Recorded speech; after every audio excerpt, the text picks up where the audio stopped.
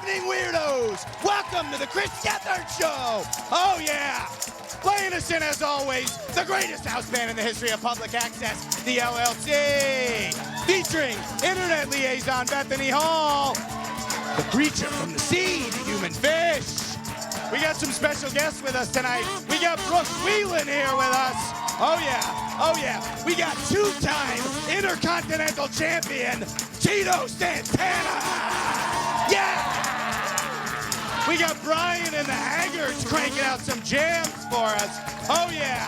I'm Murph, and I think I just blew my fucking pipes out. Let's give it up for our host, Chris Gethard!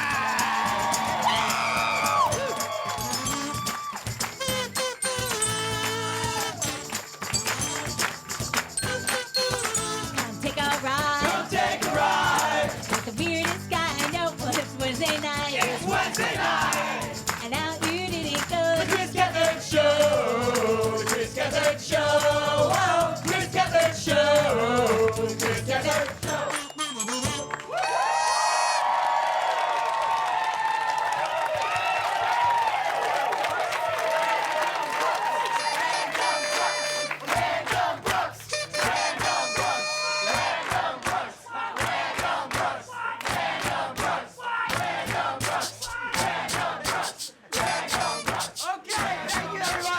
Welcome to the Chris Gethard. I will explain it all. Welcome to the Chris Gethard Show. I'm your host, Chris Gethard. Want to say hi to everybody watching live on MNN, everybody watching live at thechrisgethard.com, and anybody who might be downloading this in the future. So excited for tonight's episode. I am very excited to welcome not just the regulars, the LLC, and Murph and Bethany, the human fish, all of that, but a good friend. I don't know, is that becoming a good friend? I asked you to borrow your car. You did. And you said no. I did. I was using it. That's the amount of friendship but that we getting have. There. Yeah. A man I have met many times throughout the stand-up scene in New York. I think he's one of the funniest guys I've ever met. Wheelan is here, ladies and gentlemen.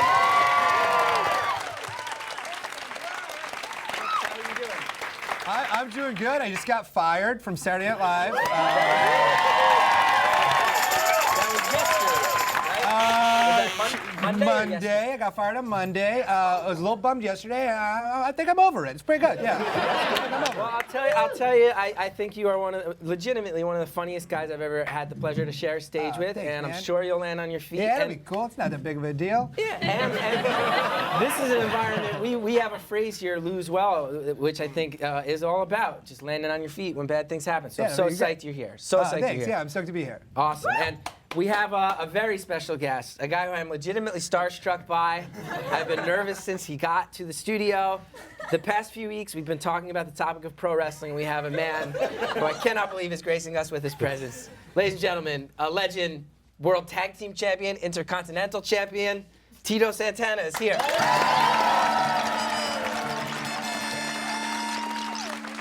so amazed that you're here. How are you? I'm doing real good. Thank you. Thank you for having me here. Please, I cannot tell you, I grew up with wrestling. I don't watch as much currently anymore, but I grew up obsessed with it, and you were one of the main flag bearers of the exact era that I grew up with. You were on was the first 8 or 9 WrestleManias? The first 9 WrestleManias. That's yeah. incredible. That's the best. I'm blown away. I have so many things I want to ask you, if that's okay. That's okay with me. Awesome. That's a great answer. Arriba! Arriba! Oh my God, you just said it! You just said it! Oh my God, that's awesome. So, tonight's show, the whole reason we've been on this wrestling kick, this has been going on for anybody who hasn't been watching the past couple weeks of our show. A few weeks ago, a guy called, he was Tyler from Queens. He said, you guys should be talking about pro wrestling more. You talk about how you are influenced by it, grew up with it. Talk about wrestling. That whole episode was about wrestling. Last week, we had a whole episode about cutting promos. We had one of the guys from Chikara and Ring of Honor in here teaching us how to cut promos. And this week, I want to continue talking about wrestling. I do know that some of our fans are not as big wrestling fans as I am, so we wanted to open the phones up. Tonight's episode is very simply called, We Can Talk About Whatever You Want, but I highly recommend that we talk about pro wrestling. What do you want to talk? Wait, do it again. 1, 2, 3, 4. What do you want to talk about? We'll talk about whatever you want to talk about. especially if what you want to talk about is. We're not here to try and sell the championship belt to the $1 million man. Well, what do you want to talk about? We'll talk about whatever you want to talk about, especially if what you want to talk about is. When the Road Warriors took out Dusty Rhodes' eye. We can talk about sex or philosophy, history or hip-hop or braised meats with cheese, the concept of death, the disappearance of bees. Or Ric Flair versus Ricky Steamboat Chi-Town Rumble 89. So take the floor, cause it's all yours. We'll talk about whatever you want. But don't you wanna talk about wrestling?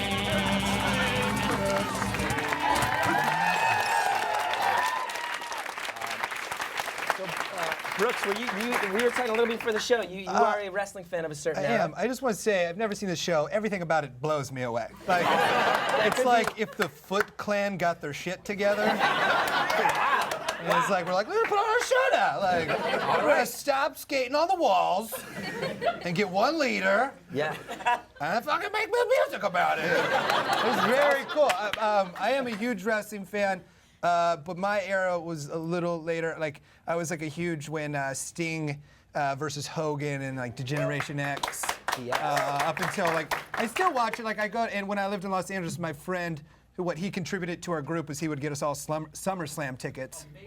Yeah, every. Someone in the crowd just yelled amazing that So- you went to SummerSlam. Every year when I lived in Los Angeles, it was super fun. So I've stayed somewhat involved, but not to a large extent. I like John Cena as my favorite. I know that's like an uncommon thing for adult John men. Cena. You Yeah, should I have said know. Daniel Bryan with this guy. I know, yeah, and he's not the cool guy. Well, I got a question I want to ask right off the bat, if that's okay. So you were the Intercontinental Champion. I always felt like that was the better championship to have because that was all the best wrestlers. In my opinion, that was like you, Steamboat had it, Randy Savage, Mr. Perfect, right? That was where all the guys who I was like, even as a kid, I was like, these guys are really, really good at doing this. Those other dudes are like, you don't have to say it. I was like, these are the dudes whose matches blow me away.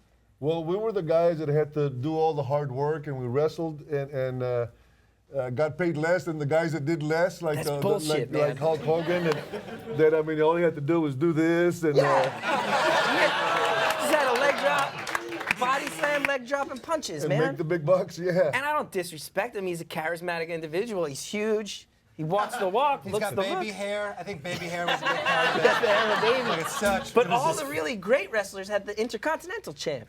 Yeah, I think that was one of the things that Vince McMahon looked for is somebody that could go out there and entertain the fans with wrestling, you know, because Yeah. it's I always grew up, you know, what does it say in the marquee? It says pro wrestling, and you know, so they had the Intercontinental champions having wrestling matches.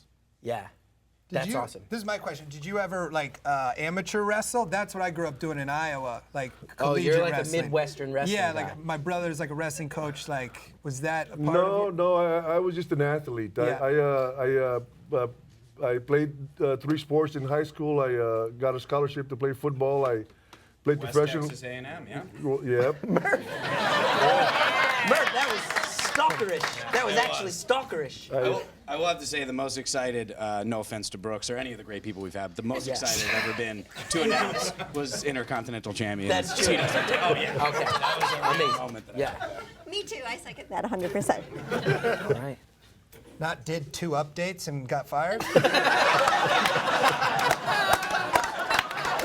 Wow. So human fish. The chat rats are all chanting for Random Oh, Brooks. Brooks, here's the thing you might not know, but you said you haven't seen our show. We do a I'm thing. sorry. We always have, no, it's okay. Most people haven't seen the show. We do a thing where we always like to have one cast member who's called the Random that's on for 15 weeks. And our most recent Random was Random Sandy. She stopped showing up after like 7 weeks. Yeah, no, I can't do that. No. You don't want to do that. You don't want to. I would love to do this a bunch, but I can't. No. 15 weeks. I don't have a job right now. I got to go get one. I got to leave New York and go get a new job. Anytime you want to come back, you're more than welcome. But I wasn't even going to say, I think it's a bad idea. I think it's a waste of your time. So, no. I mean, like, you're a guy, you're on the I'm not move. here a lot on Wednesday nights, like Yeah. in New York City. You if got I'm things here, to do. I love to be here. Yeah. Anytime you want. You're more than welcome. We should go to the phones. Let's get it going. So Justin from Texas, you're our first call of the night. We're here with our regular cast. We're here with Brooks Wheelan. We're here with Tito Santana. What do you want to talk about? I was just going to say that it's my kind of anniversary. It's my 10th call tonight. Your 10th call. Oh, that's awesome. That's cool. Well, that's not an anniversary. Was it a year ago? Like, you did it? Brooks has some discrepancies with your math. Yeah. This is a special 10th call, not an anniversary call. I'm sorry, I've already ruined it. It's a call anniversary. I don't know Call why I'm mad at you. Okay, that's good. Is that just what you wanted to talk about? Oh, yeah. No, I was going to say, since it's my 10th call, I Yeah. think I should be getting some perks.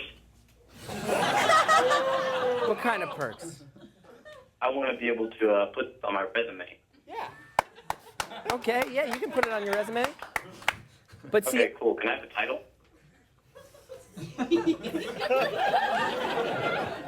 we're here with impressive people, and you're calling up and making it all about yourself, man.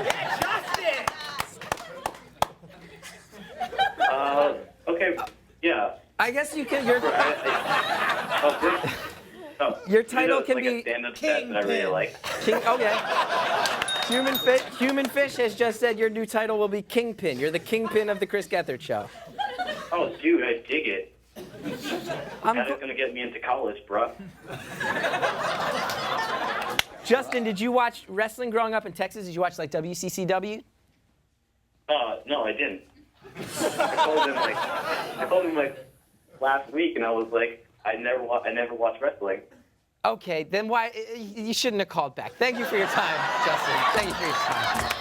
And I appreciate it, but let's go to line 4. Ryan, this guy does like wrestling. This guy called up. He's been cutting promos on us. Ryan the Albanian, how are you? Line 4. Hello, Chris. How are you, sir? Good to talk to you again. We have some very strange callers. Good to talk to you, Ryan the Albanian, from Albany, of course. That's right, Chris Gethard. I want to talk about a little something that's been bothering me. Not to get a little bit more self-conscious, considering that last caller who was all about himself. I'm sorry. But I got to talk about another thing that's bothering me this week. Okay. Everyone, I imagine, who has a sibling loves them very much.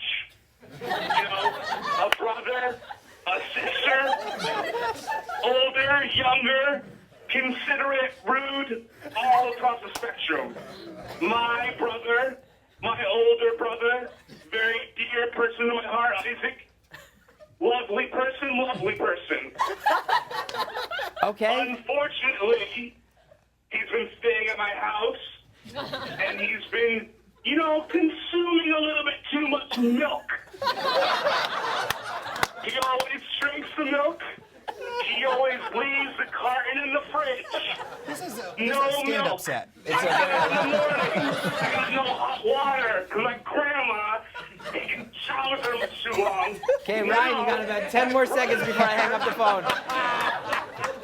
You got about 10 more seconds. All right, second thing, I just wanted to talk about how I loved Mankind going off of the cage and getting knocked out, and I wanted to ask if Tito ever got knocked out or had something crazy story like that. Oh, interesting. Did you have any times where you were like legitimately knocked unconscious or the crowd didn't know or anything like that? No, I was never knocked out. I did have my forehead split open a couple of times, and I did have surgery on my knee with Greg the Hammer Valentine. He put the figure 4 on and popped my He put it my on. knee. Yeah. He cranked it enough to Yeah, pop your he knee? cranked it up, and I always assumed that the submission holds weren't actually done in a dangerous way. well, I felt the same way. I thought the same.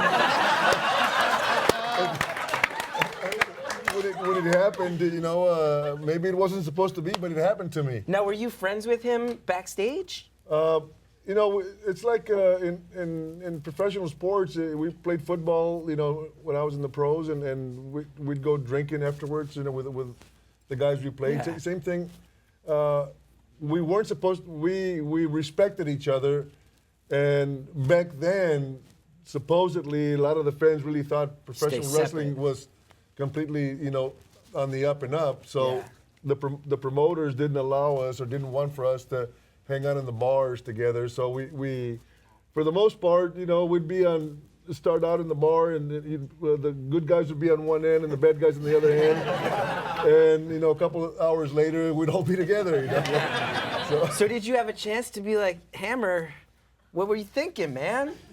Like, does he apologize, or is that just part of what? Is that just that happens sometimes? Well, I don't know if you know the Hammer. You know, it's hard to get. I can tell you, I definitely don't. Can you show us, please? It's hard. The Hammer is a man. Oh. Greg the Hammer Valentine. I'll Google him. You know, he doesn't say much. What's the figure four? The figure four is a leg lock. Yeah, I'm not. Brooks, do you know it? I know it, yeah. Do you want to show it? Do you want to attempt I the can figure do four? it on you. Maybe yeah. Tito, could you instruct us? Could you show us how to do it properly? Could you like tell him? Okay. So let's clear out some room. Okay, so it's right here, right? Okay. Yeah, right. And then Wow, you really do know it. Oh yeah. Oh, yeah. So my legs are now making a figure four. Do not put any pressure on this. That's it, right? Pretty good, yeah. Wow, Brooks Wheelan.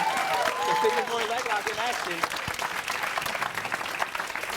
Okay, so I got another question about that. I had older brothers. Oh, so you were putting figure fours all the time. For the shit out of it. So when you grew up in Iowa, and you have brothers, is your fun just like fist fighting? No, I didn't fight back. They were too big. It was my fun. We lived out in the country, and they were like, just kind of mean. To me, you're big. No, not compared to these guys. So your brothers are like corn-fed they're more monsters. angry mean. Wow. You know, like to where you're like, oh, I'm bigger than you, but you're like, well, I'm not stronger. Yeah, that's amazing. They're nice guys now. So here's a question I have. So you have to stay separate from the bad guys, generally. Back then, yeah. So when you and Rick Martel are on Strike Force, and then you split up and start feuding, you just have to stop speaking to each other in public, even though you've been together for years?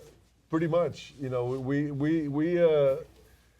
Vince McMahon wanted us to stay in character pretty much, the whole time, especially when you were out in the public, airports and different parts. Wow. You know, we were in character pretty much, the whole time, and we wanted to keep our jobs, so we did what was expected.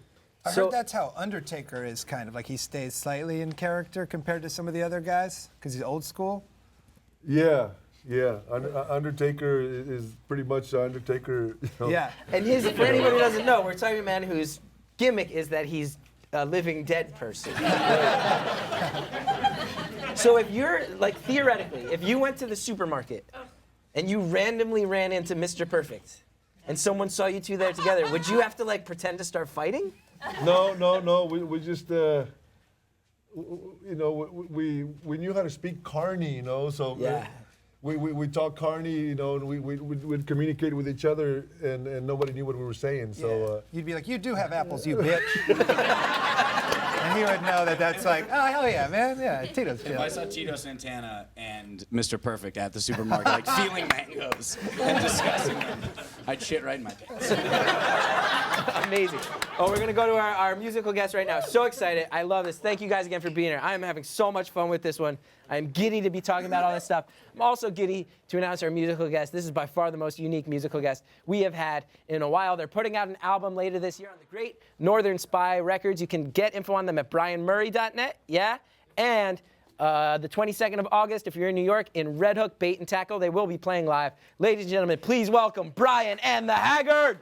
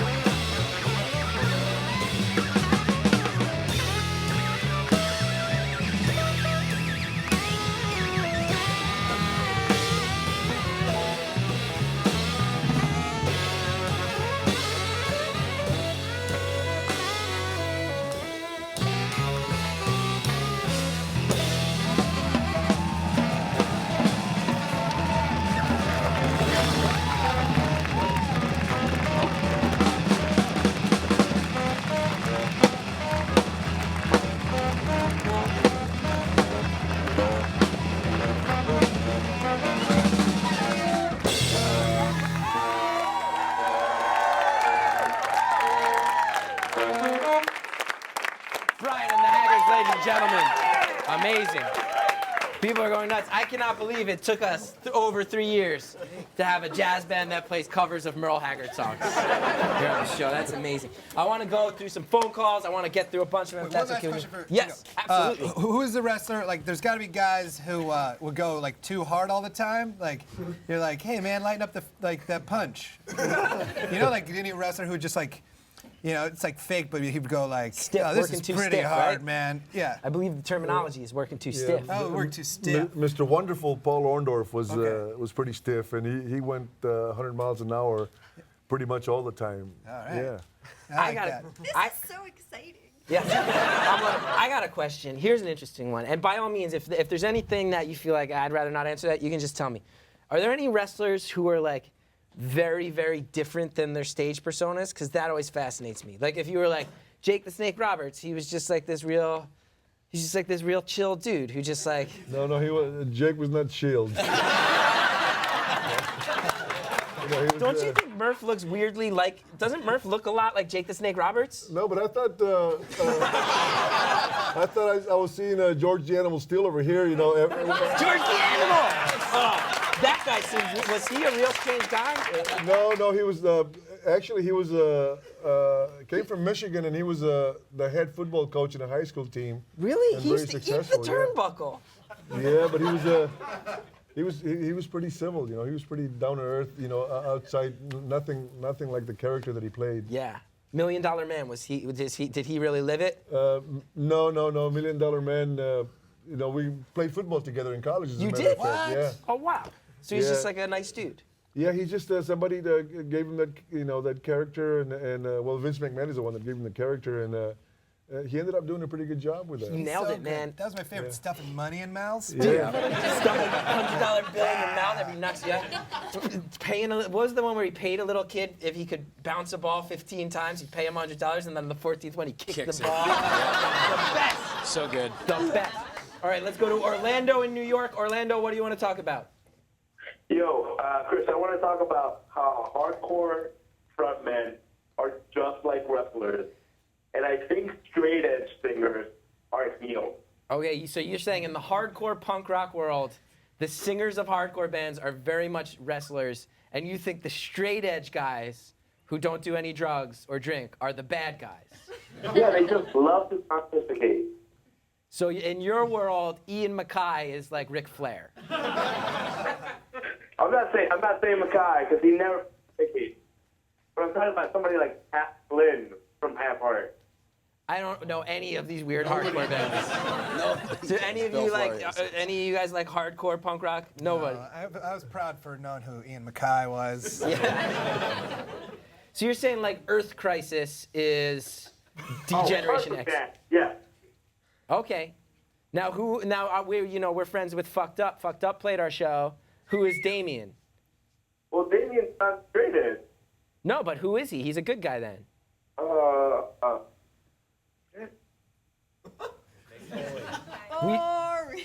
Bethany just called me boring right now. I'm sorry. That means we have to go. When Bethany yells boring, it's time to hang up the phone. I apologize, Orlando. Let's go to Hassan in North Carolina. Hassan, are you there? This is some riveting shit. What's up? You guys, I just asked a few questions before I get into what I want to talk about. Okay. This one's for you, Chris. Yeah. Do you think you'll ever do any collabs with Jake and Amir in time in the future? If they ask me to, I would do that. But my phone's not exactly ringing off the hook these days. And the next one's for Murph. Okay. Yes, sir. I just wanted to know if you're going to be going after Gimgle anytime soon. Gimgle is a secret society. This is a real secret society in Chapel Hill, North Carolina that Murph's been feuding with for a couple of years now. Yeah, it's not over, I will say that. Someone recently just went down there, was near the castle, and left a note for them on my behalf. And also, Halloween's coming up.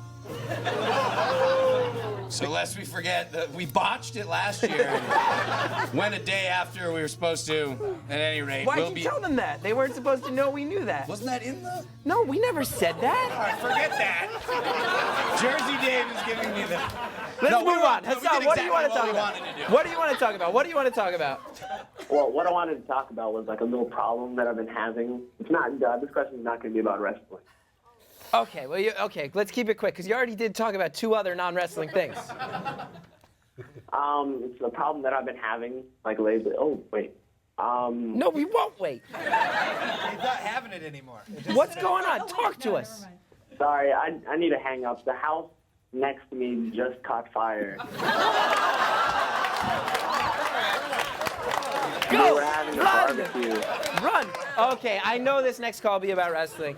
This is, this next guy, I'll tell you, I've never met anybody who's a bigger wrestling fan in my life. He's the guy who made me into wrestling. He's my older brother. He's gonna have a million questions for you, Tito. Greg from Philadelphia.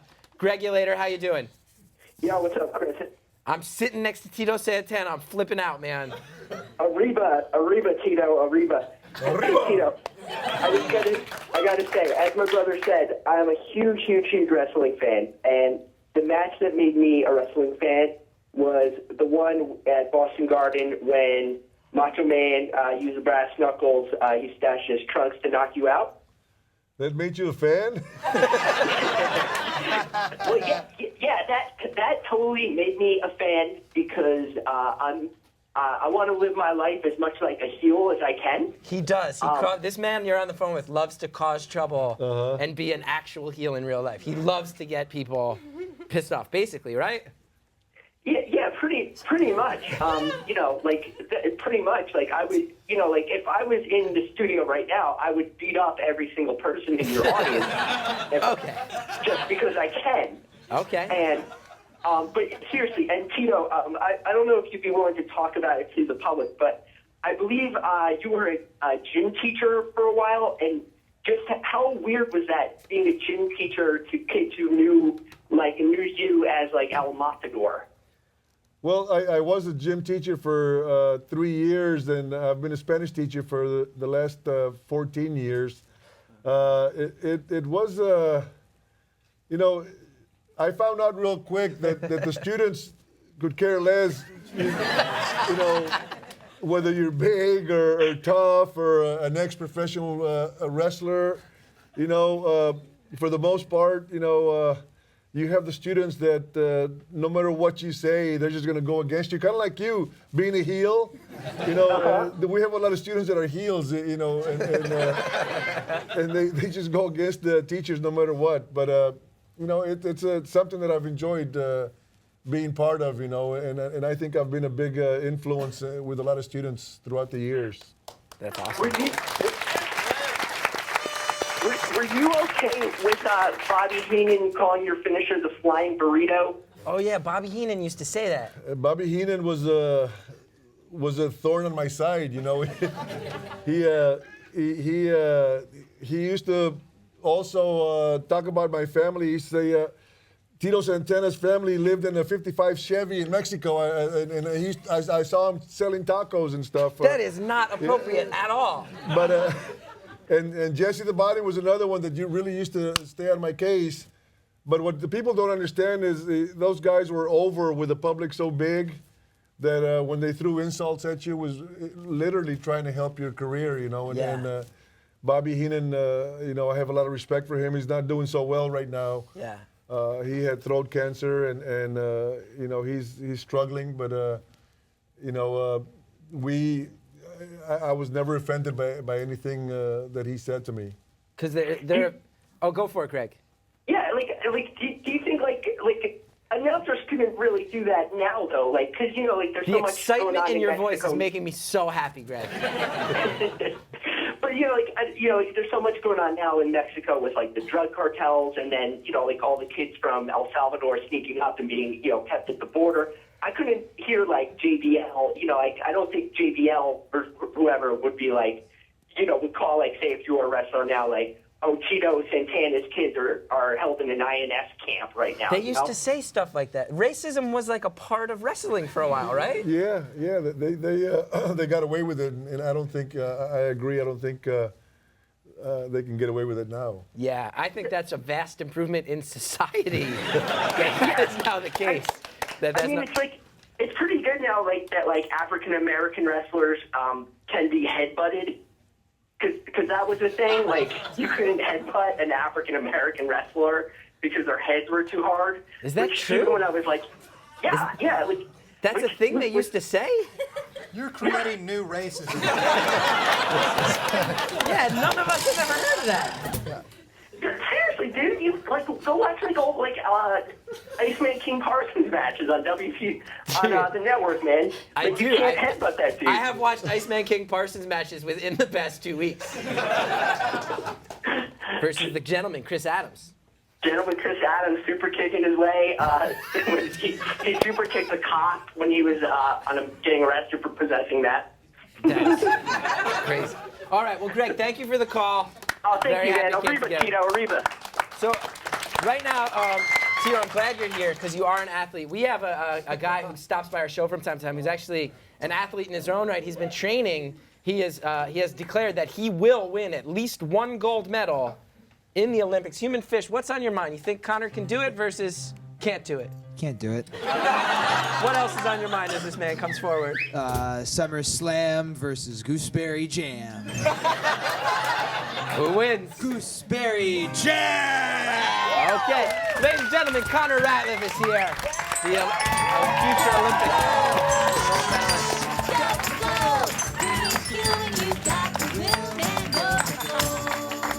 Connor, welcome back to the show. Always great to have you. Hello, I hope everyone's ready to be inspired tonight. Yeah!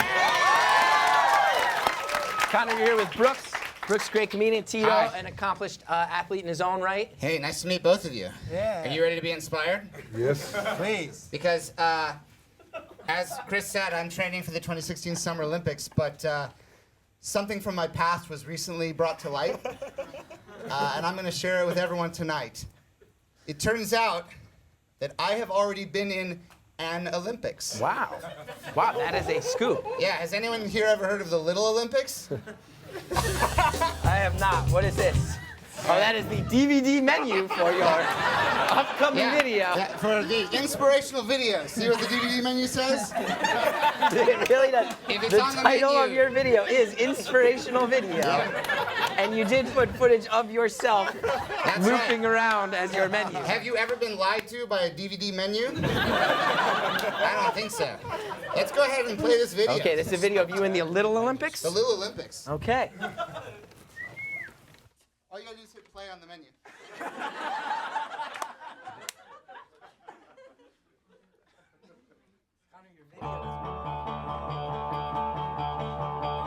2, 3, 4, go! You're in the Olympics, you're in the Olympics, you're in the Olympics. And you can achieve your dreams. You can do anything, whoa, when you're in the Olympics. The year is 1985. The place, Jefferson City, Missouri. The 36th annual Little Olympics. This is where future Olympic gold medal winner Connor Ratliff begins his Olympic journey. For on this day, Connor will be publicly competing in an Olympic-style event against students from throughout his entire school district. Connor puts on his running shoes and adjusts his running shorts in preparation for the big race. He is only 9 years old, with a bright future ahead of him. Escorting him onto the field of play, the officials take a moment to go over the rules and regulations, as the crowd in the stands waits with bated breath for the event to begin. The athletes assemble at the starting line, and Connor is right there with them. He assumes a runner's stance, which sets him apart from his competitors even before the race has begun. And they're off. To the casual observer, it may appear that Connor is instantly in last place by some distance. A more nuanced view is that while these children are sprinting, Connor is running a marathon. A true sign of a future gold medal winner who is disciplined and in it for the long haul. His victory will not come today against a group of children. He will bide his time and achieve his ultimate win several decades later in sunny Rio de Janeiro. And so, we bid farewell to young Connor Ratliff. Today, defeated. Tomorrow, a champion. See you in 31 years, Connor, at the Olympics.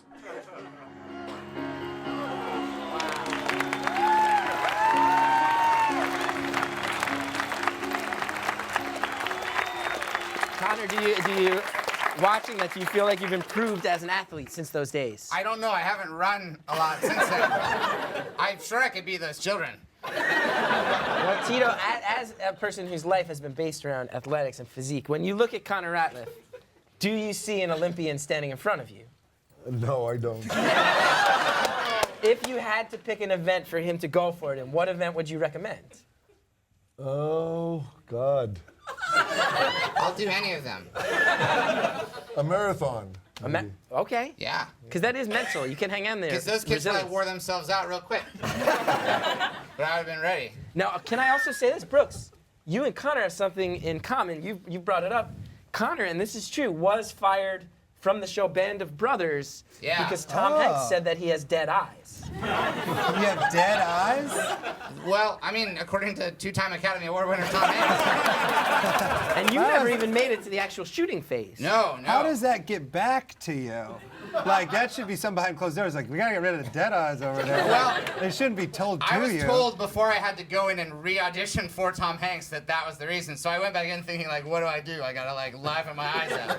What did you do to liven your eyes up? Can we see an example of you with your eyes up your live? And then he said, no, now he's just crazy. Yeah. World War II. And then not another World War. I don't remember the exact dialogue, but I'm pretty sure that was it.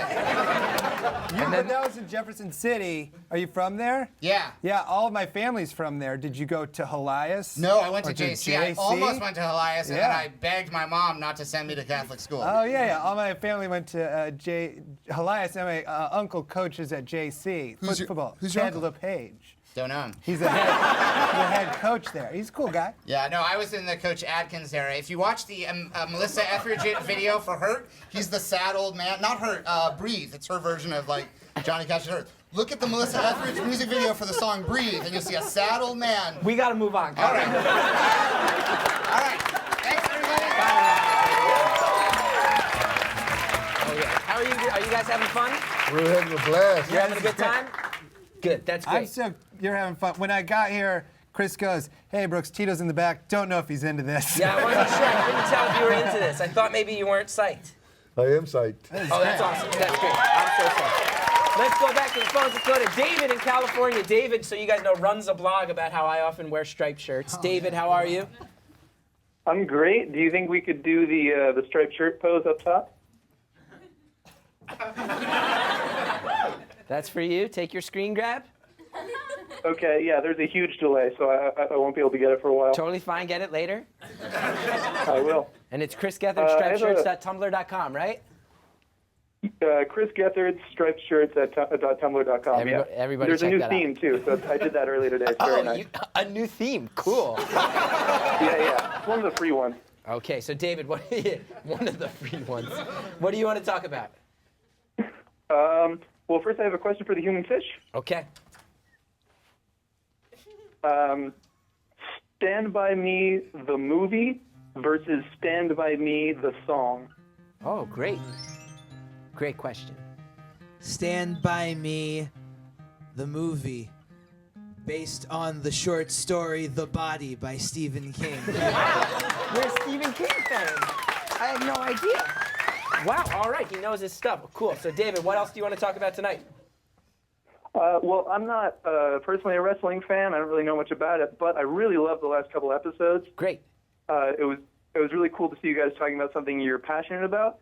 So I want to talk about something I'm passionate about with Messenger Bag. Okay. Messenger Bag's the guitarist in the LLC. This show is like I walked into the last 8 minutes of Lord of the Rings: Return of the King.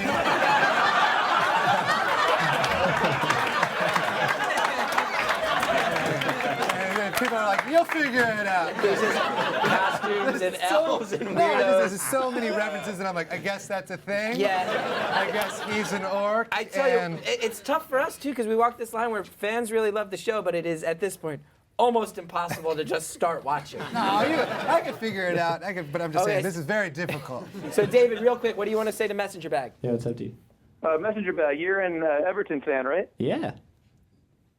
So what do you think for the new season? What players do you think they should be getting? Well, I think that Roberto Martinez is doing an incredible job. I was really sad to see David Moyes go, but he did great stuff at Wigan, and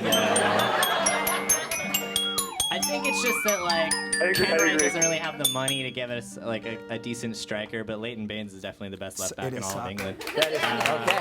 That's great. Thank you, Messenger Bag. Great call. David from California. Let's go to Sebastian in Ohio. Sebastian, what's up? Hey, what's up? This is Bastion from Ohio. Yeah. Cool. Hell yeah. We've been talking a lot about wrestling and the crazy things that wrestlers get up to, and I thought maybe we should talk about some of the humanitarian stuff that they do. Okay, humanitarian efforts of wrestlers. That sounds good. Anything specific you want to bring up? Oh, who is big into charity. He's done Sebastian, thank you for the call. So that phone had buttons on it. Phones don't have buttons anymore. That's a whole phone. That's great. Sebastian in Ohio, something's going on out there. But it is true. It is true. I think a lot of wrestlers do a lot of outreach. I think so. I think, and I think a lot of people knock Vince McMahon, but I think he's in front of the whole thing. He's very. I think Vince is a good leader, and he does a lot of good things that people don't talk about. I know John Cena's like the #1 Make-A-Wish dude by so far. Really? More than anybody in the world. He's done more Make-A-Wish type things. That's awesome. Yeah. Now, do you remember any times, were you ever in a situation where you were out in public and a kid just lost his mind? Do you ever, would kids just lose it? Would they be like, oh my, if you walked down the street in a certain era of my life, I would have started crying. I would have burst out in tears. No, I don't think anybody ever started crying when they saw it. I am a weak person. I'm a weak, cowardly man. I think you're doing some charity today because these chat rats are pretty excited that you're here. What are the kids in the chat room saying? How are they liking this episode, Bethany? They're loving it. Jet said that you're so fucking cool. Look at that. One of our fans says, you're so fucking cool. That's great. And everyone's just, now they're saying Ratzelmania. That's their new name. They're changing their name to Ratzelmania. Okay. And lots of beep, beep, beeps. Thank you very much. Sounds good. Let's go. Who's your favorite wrestler after you had retired? good Any call. time from after you retired on, that was a new guy you never worked with, but you're like, I like how he wrestled and how his persona. Well, I guess Randy Orton to me, really has impressed me. He's done very well, and I'm a very good friends of. As a matter of fact, I know his father and his grandfather. Oh, nice. And they're all Bob Ortons, Bob Orton Sr. and Bob Orton Jr. and Cowboy Bob Orton, but he really impresses me. That's great. I like that dude. What if I was like, I think he's a pussy? He's so.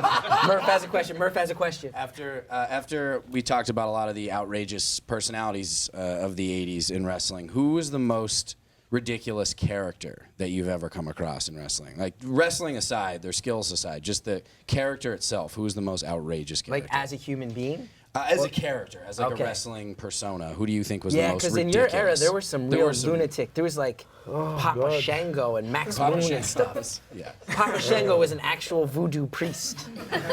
Well, I think Captain Lou Albano was pretty ridiculous. Yeah. You know, he was, you know, God bless his soul. You know, he's not with us anymore, but he was a character in and out of the ring. You know, he was Captain Lou Albano. He was. And speaking of him, here's the thing I will reveal to you. I am nervous to say it. The first album I ever owned was the Rock and Wrestling album. Where they do Land of 1,000 Dances, and Roddy Piper goes, "Hulk is such a yo-yo," and they have Captain Lou Albano sing a song. Junkyard Dog has grabbed them cakes, and I have maintained my whole life that Eat Your Heart Out, Rick Springfield by Jimmy the Mouth Southheart is a legitimately great song. That is a great song. That's the first album I ever owned. I still have it on my iPod. I listened to it. No kidding. Yeah. Were you in the Land of 1,000 Dances video? Yes, I was. Holy shit. Holy shit. That's awesome. That is crazy. Oh, I have one question, if that's okay. So, I always hear these stories. I wonder if you have any, like, you always hear these stories about, like, backstage shenanigans and, like, weirdness. Like, I once heard a rumor that, I forget who told me this, that Andre the Giant could never use airplane bathrooms. So they'd have to, like, have a private area where they put newspaper on the ground. That's, like, a legend. There's lots of these urban legends in wrestling. Do you remember any backstage stuff? Like, I also once heard one that Mr. Perfect was once hiding under the ring and pooped under there because he was under there for so long. Stuff like that goes down, right? Yeah, a lot of crazy stuff goes down, but I never heard, because I used to travel with Andre, and I'd have to go to the bathroom several times, and you know, we'd go from here to Japan, and he'd never go to the bathroom. So you can say there's no way you could get him in there. You can say, oh, he couldn't go in the bathroom. He couldn't fit in there, yeah. So they really did. He had to. Right. I know. Awesome. That's so awesome. And he was like he's a legend. Did you ever drink with Andre the Giant? Well, I never tried to keep up with him. I did have a few drinks with him, but. So that's true. He could drink like a whole keg on his own. Yeah. I heard there was a story. I was never around, but I think he drank like 112 beers. And I mean, he'd hold a beer, and he's like holding a little, little can, and it looked normal in my hand, but in his hand, his little finger was a size 15. You know, he was a big man. Did you wrestle him? No, I was very lucky that I was his partner. I was his partner on a few occasions. Oh, you were his tag partner? Yeah. Because he's a guy I would imagine, like, if he didn't like you, he could legitimately crush you if he felt like it, right? Me and Andre wrestled against Big John Studd and Randy Macho Man Savage, and he didn't like either one of them. And I remember him, I mean, he legitimately would pick Randy by the hair, and Randy would just be holding onto his hand. And, he was a powerful man. But did guys still want to wrestle him because that was like big money matches? Yeah. Yeah. So Randy Savage would be like, I guess, to make rent, I'll just let Andre the Giant try to rip my head off of my body. Yeah. That makes me have one question. It's a little off base. But speaking of like big people and little people, I'm small. I've been mugged 3 times. What kind of self-defense advice do you have? You should move. Great advice. Leave New York. You gotta move. I don't know, run. Run? Similar advice. I have a question real quick about Jake the Snake's snakes. Jake the Snake is one of my all-time favorites. That guy could talk. I love wrestling so much. I want to be a pro wrestler, but in my head I was like, I guess I can't do it. I don't like snakes. Like, I couldn't do it. Yeah, that is true. Was he responsible for the snake? Did Coco Beware have to take care of that parrot? Did the British Bulldogs have to take care of Matilda the Bulldog? Yeah. This is about snakes, Chris. Where was the snakes? I couldn't. I'd be like, I guess I just can't wrestle him. He's got snakes. I have to win, no matter what. I got to tell you a little scoop about Matilda. Oh my God. Okay. British Bulldogs had an actual bulldog called Matilda. We're about to get a scoop about the bulldog Matilda. The British Bulldogs would shoot up Matilda with steroids, and they would turn the horn on right in front of his face. That's why whenever Jimmy Hart would get in the ring and the horn would go on, Matilda would go right after him because he hated that horn. That's amazing. Yeah. That's like the most old school wrestling story I've ever heard. That's a true story. It's incredible. All right. Also incredible was Bryan and The Haggards, who played before, and I'm so psyched they're about to play again. Ladies and gentlemen, let's get up and dance for the modern take on Merle Haggard that is Bryan and The Haggards.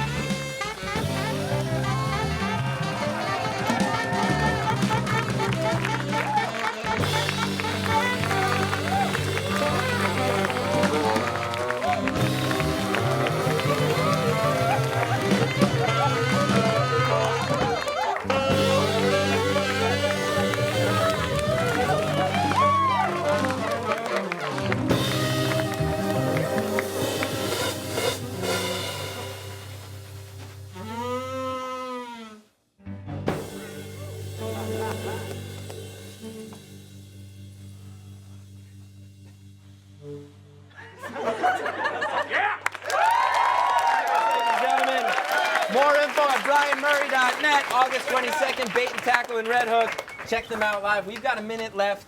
Any parting words from our guests. Brooks, anything you want to say? 57 minutes into the show. I stole this shirt from Saturday Night Live. You stole that! Look at that! Our audience applauding thievery. Tito, I can't thank you enough for being here. I want to thank Bryan and the Haggards and Brooks, of course, and I do want to thank you, Tito. Any closing words for our audience here tonight who I personally have appreciated you so much, and I think we all have. I just want to let you know that I really enjoyed the audience here, you know, and There's many more watching at home that are enjoying it. Right there, those chat guys. Great time.